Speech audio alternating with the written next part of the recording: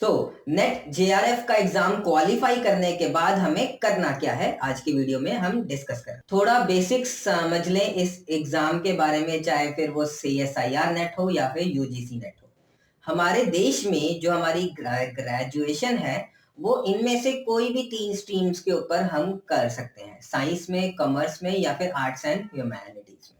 ये 3 मोटे मोटे ऑप्शंस हैं हमारे पास हमारी ग्रेजुएशन करने के लिए। और यूजीसी नेट अगर तो आप साइंस से कर रहे हो तो आप भरोगे सीएसआईआर नेट, और अगर आप कॉमर्स या फिर ह्यूमैनिटीज से कर रहे हो तो आप दोगे यूजीसी नेट। अब इस एग्जाम के बीच में क्या फर्क है, इन दोनों के बीच में क्या फर्क है, उस पे मैंने पिछले वीक ही एक वीडियो डाली थी, उसमें डिटेल्ड में समझाया हुआ है कि फर्क क्या है। अब इस एग्जाम को क्लियर करने के बाद आपके पास 2 ऑप्शंस आते हैं, या तो लेक्चररशिप का या फिर जेआरएफ का, विच स्टैंड्स फॉर जूनियर रिसर्च। अब किसी भी वीडियो में तुम्हें ये 8-9 ऑप्शंस मिल जाएंगे। पहला कि इंडिया में पीएचडी कर लो, जो कि सबको मालूम ही है, बहुत ही कॉमन ऑप्शन है। दूसरा, अब्रॉड में पीएचडी कर लो। एक वीडियो में सुन रहा था, वहां पे था कि जो यहाँ के बंदे वहां पे गए हुए हैं, जिनके अंदर थोड़ी बहुत ही देशभक्ति है, वो नेट के स्कोर को देख के इम्प्रेस हो जाएंगे और औरों के से आपको कंसिडर करेंगे। बहुत कुछ ऐसे एक्सप्लेन कर रखा था, पीएचडी इन अब्रॉड भी ऑप्शन है ये बोल के, बट ऐसा नहीं है। वो लोग तुम्हारे पेपर्स देखने वाले हैं, एक चीज कि तुम्हारे पेपर्स कौन से जर्नल में है, किस इम्पैक्ट फैक्टर पे है। दूसरी चीज, तुमने जो काम कर रखा है उनकी लैब से मिलता जुलता है भी या नहीं। नेट का एग्जाम का स्कोर तो बहुत बाद में आता है, पहले ये 2-3 चीजें आएंगी। फिर तीसरी चीज, तुम्हारे पास फंडिंग खुद की है या नहीं। ओके, सो ये 3-4 चीजें, नेट का स्कोर तो बहुत ही दूर है। आई डोंट नो लोग कैसे ये चीज बता रहे हैं। फिर टीचिंग एंड प्रोफेसरशिप, ये भी एक ऑप्शन है। चलो, साइंटिफिक ऑफिसर सिर्फ नेट के स्कोर से नहीं, और भी बहुत कुछ उसके लिए चाहिए होता है। प्राइवेट कोऑर्पोरेट फर्म्स, इस चीज को हम इन डेप्थ में आज एनालाइज करेंगे कि हाँ, नेट एग्जाम के बाद एक्चुअल में कौन सी जॉब्स हैं, क्योंकि बोलते तो लोग बहुत कुछ है, ये जॉब मिल जाएगी, वो जॉब मिल जाएगी, बट आज हम एक रियलिटी चेक करेंगे। साइंटिफिक लेबोरेटरी के technicians, okay, project related positions, ये एक वैलिड पॉइंट है। ये वाली जॉब्स के लिए वो आपका नेट या फिर गेट का स्कोर जरूर मांगते हैं। एंटरप्रेन्योर बन सकते हो, एंटरप्रेन्योर बनना हो तो नेट क्यों चाहिए भाई, खुद का ही कुछ शुरू कर लोगे। इस्टेब्लिश योर ओन लेबोरेटरीज, खुद की लेबोरेटरी शुरू करने के लिए वो एनी हाउ पीएचडी मांगते हैं, सिर्फ नेट नहीं चाहिए उनको। क्योंकि तुमने अगर पीएचडी कर रखी है तो दैट एनी हाउ शोज कि तुम्हें रिसर्च की अंडरस्टैंडिंग है, तुम्हारे पास वो सब स्किल्स हैं, वो थिंकिंग के स्किल्स हैं, वो काम करने के स्किल्स हैं, जिससे तुम खुद की लैब को चला पाओगे। सो जो तुम्हें कह रहा है कि ये सिर्फ नेट का एग्जाम करने के बाद तुम अपनी खुद की लैब शुरू कर सकते हो, वो नहीं है, वो फेक है। ओके, अब जो एक्चुअल के 5-6 ऑप्शंस इस वीडियो में हम चेक करने वाले हैं वो ये हैं। पीएचडी इन इंडिया, अब टीचिंग का एक मैं तुम्हें बताऊंगा, एसपीएम फेलोशिप, ये नेट क्लियर करने के बाद तुम इस फेलोशिप के लिए अप्लाई कर सकते हो, ये बहुत इंपॉर्टेंट पार्ट है जो हम आज डिस्कस करने वाले हैं। फिर प्रोजेक्ट रिलेटेड पोजीशंस, ये तो है ही है। फिर पीएसयू की जॉब्स कौन सी है, प्राइवेट सेक्टर की जॉब्स कौन सी है, ये सब चीजें आज की इस वीडियो में हम डिस्कस करेंगे। पहले बारी आ जाती है पीएचडी इन इंडिया में। अगर आपके पास नेट का स्कोर है तो डायरेक्टली आपका इंटरव्यू लिया जाएगा, वहां पे आपके सब्जेक्ट से जुड़े हुए कुछ क्वेश्चंस पूछे जाएंगे और उस बेसिस पे आपको शॉर्टलिस्ट किया जाएगा। और अगर नेट नहीं है तो पहले आपका एंट्रेंस टेस्ट होएगा, एंट्रेंस टेस्ट में शॉर्टलिस्ट करने के बाद फिर आपका इंटरव्यू होएगा, जहाँ पे वो फिर से आपसे आपके सब्जेक्ट से जुड़े हुए सवाल करने वाले हैं और फिर वो आपको शॉर्टलिस्ट करेंगे। अब बहुत सारे इंस्टीट्यूट्स ने नेट का स्कोर जो है वो मैंडेटरी कर रखा है। वो क्यों? क्योंकि जब आपके पास एक नेट का स्कोर है तो आपको एक फेलोशिप मिल रही है, तो मतलब आप उस इंस्टीट्यूट पे कोई बर्डन नहीं हो कि उनको आपका एक्सपेंस बियर करना है, आपको एचआरए पे करना है या कुछ भी। तो इस वजह से जो फैकल्टीज भी हैं वो खुद भी ऐसे ही कैंडिडेट को प्रेफर करने वाली हैं जिनके पास नेट है, क्योंकि उनके पास खुद की फंडिंग है और फैकल्टी को इस चीज की टेंशन नहीं है कि इस बंदे की फंडिंग कहाँ से आएगी।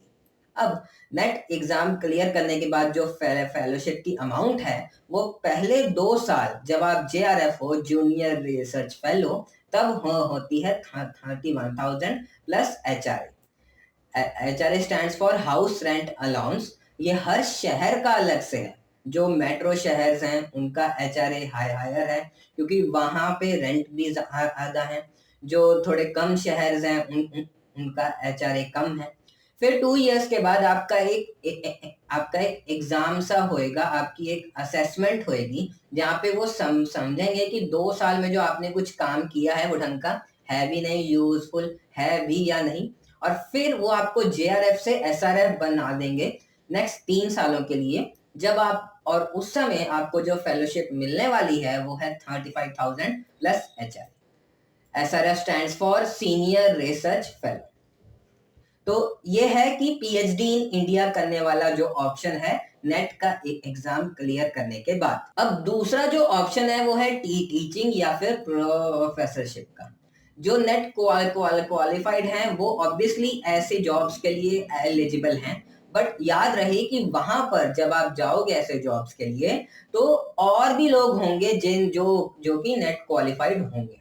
अब उनसे आपको बेटर कैसे बनना है, आप कैसे उनसे बेस्ट बन सकते हैं, वो ऐसे कि नेट के एग्जाम के साथ साथ अगर आपने कोई कॉन्फ्रेंस अटेंड कर रखी है, आपने कोई पेपर को पब्लिश कर रखा है, आपका कोई टीचिंग एक्सपीरियंस है, या फिर आपके पास PhD की डिग्री है, तो ऑब्वियसली और कैंडिडेट से आप अलग बन जाओगे और आपके चांसेस जो है वो हायर हो जाएंगे।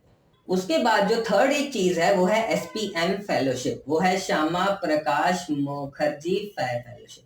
ये जो नेट के एग्जाम में जो टॉप रैंकर्स हैं ये सिर्फ उनके लिए है। अगर ये फेलोशिप आपको आती है तो फर्स्ट 2 इयर्स के लिए जो आपकी फेलोशिप है वो है 36,000 प्लस HRA, और उसके बाद फिर आपका एक असेसमेंट होएगा कि आपने जो काम किया है वो सही है या नहीं, और फिर उसके बाद आप JRF से SRF बन जाएंगे और नेक्स्ट 3 इयर्स के लिए आपकी जो फेलोशिप की अमाउंट है वो बन जाएगी 42,000 प्लस HRA। अब बात ये आती है कि नेट का एग्जाम क्लियर करने के बाद इस फेलोशिप तक हम कैसे पहुंचेंगे। तो क्या है कि जो टॉप रैंकर्स हैं, लाइक केमिकल साइंसेस से सिर्फ 10 लोगों को मिलने वाली है, टॉप 10 या टॉप 20 भी ही सिर्फ इसके लिए एलिजिबल हैं। तो केमिकल साइंसेस से 10 लोग, लाइफ साइंसेस से 10, अर्थ साइंसेस से 5, मैथमेटिकल साइंसेस से भी 5, फिजिकल साइंसेस से 5 और इंजीनियरिंग साइंसेस से 5 लोगों को ये सेलेक्ट करने वाले हैं इस फेलोशिप के लिए। तो आप समझ सकते हैं कि आपका रैंक बहुत ही टॉप 10 में होना चाहिए तो ही आप इस फेलोशिप के लिए एलिजिबल हैं। अब जो नेक्स्ट चीज है वो है प्रोजेक्ट रिलेटेड पोजीशंस। जो यहाँ पर मैंने कुछ इंस्टीट्यूट्स का नाम दिया है, कुछ लैब्स का नाम दिया है जहां पर ऐसी पोजीशंस आती हैं। अब ये सब नाम, ये सब लिस्ट आपके सामने है। अब हम क्या करेंगे कि इनमें से कुछ की जो ऐसी पोस्टों की एडवर्टाइजमेंट है उसको देखकर हम समझेंगे कि एक्चुअल में ये लोग मांगते क्या। तो यहाँ पर जैसे आप देख सकते हैं ये एक CSIR की लैब है, CSIO नाम से, जो कि चंडीगढ़ पंजाब के पास में है। यहाँ पर इन्होंने ये कुछ पोस्टें दी हैं प्रोजेक्ट एसोसिएट 2 की, और यहाँ पर जो इन्होंने क्वालिफिकेशन कही है वो ये कही है कि अगर आपके पास CSIR या फिर UGC नेट स्कोर है तो आपको ये वाली फेलोशिप मिलेगी, राइट। और क्वालिफिकेशन में जो प्रोजेक्ट एसोसिएट 1 है उनके लिए वो BTech है और एंड ऑल दैट थिंग्स। और तो यहाँ पर आप देख सकते हो, यहाँ पर उन्होंने CSIR और UGC नेट की जो आपका स्कोर है उसको एक मैंडेटरी डाला है इस प्रोजेक्ट की पोजीशन के लिए। ये ML और AI बेस्ड पोजीशन है बायोमेडिकल साइंस का। सिमिलरली ये एक और एडवर्टाइजमेंट है जो कि DRDO यंग साइंटिस्ट लैब की तरफ से आई है फॉर जूनियर रिसर्च फेलोशिप। यहाँ पर भी आप देख सकते हैं कि इस पोजीशन के लिए उन्होंने ग्रेजुएट डिग्री मांगी हुई है विद नेट एंड गेट। तो नेट और गेट के एग्जाम सोनेट स्कोर के साथ आप ऐसी पोजीशंस के लिए जो कि आपकी प्रोजेक्ट से जुड़ी हुई हैं आप एलिजिबल हो जाओगे। अब इसके बाद जो नेक्स्ट ऑप्शन आपके पास आता है वो है PSU जॉब्स का। तो ये कुछ PSU के नाम हैं जो कि आपके सामने स्क्रीन पर हैं, जहां जहां पर PSUs में जॉब्स आती हैं नेट और नेट के स्कोर के अकॉर्डिंगली। ये 8-9 PSUs का नाम है। तो अब हम क्या करेंगे, ऐसे ही किसी PSU की एक एडवर्टाइजमेंट को चेक करेंगे कि उन्होंने जहां पर नेट के स्कोर से कैंडिडेट्स को हायर करना चाहा है। तो सबसे पहले आप ये देख सकते हो मैंगलोर रिफाइनरी जो कि ONGC के अंडर आती है। इन्होंने यहाँ पर एक पोजीशंस दी हैं और यहाँ पर इन्होंने UGC नेट 2020 या फिर जून 2021 के मार्क्स को माना गया है कि इनिशियल शॉर्ट लिस्टिंग जो है वो हम इन स्कोर के बेसिस पे कर रहे हैं। और ये नोटिफिकेशन आई थी मई 2022 में। Okay fine. तो यहाँ पे जो पोजीशन इन्होंने कही हैं वो असिस्टेंट HR इन मार्केटिंग, उसके बाद कोऑर्पोरेट कम्युनिकेशन। तो इन 3 पोस्टों के लिए इन्होंने जो भी कैंडिडेट्स को बुलाया है उनके स्कोर को उन्होंने UGC नेट के अकॉर्डिंगली उसको मानने वाले हैं। दूसरा ये आपके पास है THDC इंडिया का। यहाँ पर भी इन्होंने जो कैंडिडेट्स को बुलाया है वो नेट के स्कोर के अकॉर्डिंगली बुलाया है। आप यहाँ पर देख सकते हैं जो भी कैंडिडेट्स हैं इसके लिए आएंगे वो UGC नेट 2022 जून या फिर क्लैट एग्जाम का स्कोर उनके पास होना चाहिए।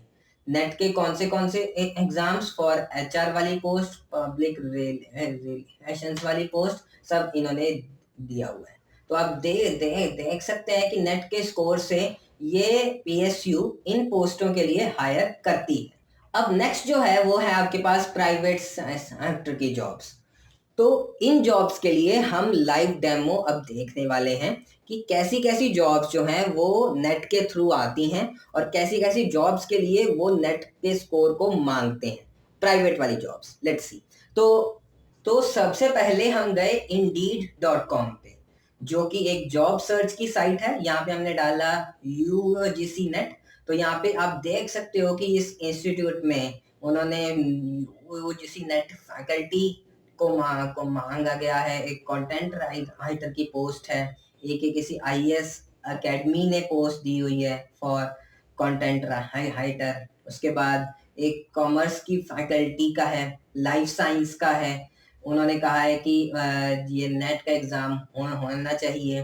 गेस्ट फैकल्टी की पोस्ट है यहाँ पे चंडीगढ़ यूनिवर्सिटी में।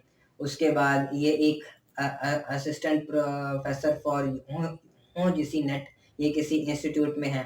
बट मुझे यहाँ पे कहीं भी किसी पूरे इस पेज में, मैं ये आई गेस 5-6 पेज हैं, कोई भी प्राइवेट कंपनी का नाम नहीं मिला जहां पर एक कंपनी हायर कर रही है। यहाँ पे आप देख सकते हो कि या तो जो इंस्टीट्यूट्स हैं जहां पर MTech है या PhD है वो लोग हायर कर रहे हैं, या फिर जो ऐसे इंस्टीट्यूट्स हैं जो कि आगे तैयारी करवाते हैं वो लोग हायर कर रहे हैं। आप भी चाहो तो ये साइट पे जाओ, ये कीवर्ड डालो UGC नेट और सर्च करो कि कौन सी प्राइवेट कंपनी है जो कि इस एग्जाम के थ्रू हायर कर रही है। आपको नहीं मिलेगी। अब सिमिलरली हम CSIR नेट का भी सर्च कर लेते हैं। तो एक ये है subject matter expert for CSIR net. फिर से एक गेस्ट फैकल्टी का आ गया, ये किसी इंस्टीट्यूट की ऐप के थ्रू वो हायर कर रहे हैं। ये एक CSIR की लैब है जहाँ पे उन्होंने मांगा हुआ है। फिर उसके बाद अशोका यूनिवर्सिटी, ये टेक्स्ट बुक, ये भी एक CSIR की लैब है। ये पंजाब यूनिवर्सिटी, उसके बाद ILM यूनिवर्सिटी से सिमिलरली एक लंबी चौड़ी लिस्ट है। यहाँ भी आपको कोई प्राइवेट कंपनी मिलने ही नहीं वाली जहां पर वो लोग इस नेट के स्कोर के अकॉर्डिंगली हायर कर रहे हैं। तो ये था एक वीडियो जहां पे हमने एक्चुअल में चेक किया है कि नेट के स्कोर के बाद, नेट एग्जाम क्लियर करने के बाद एक्चुअल में आपके पास क्या ऑप्शंस हैं, क्या क्या ऑप्शंस हैं, क्या क्या कैरियर ऑप्शंस हैं। आई होप मेरे इस वीडियो से आपको समझ में आया होगा। अगर तो आया है तो इस वीडियो को लाइक, शेयर और कमेंट जरूर करें और मेरे इस चैनल लर्निंग विद चंदन को सब्सक्राइब भी करें। Thank you.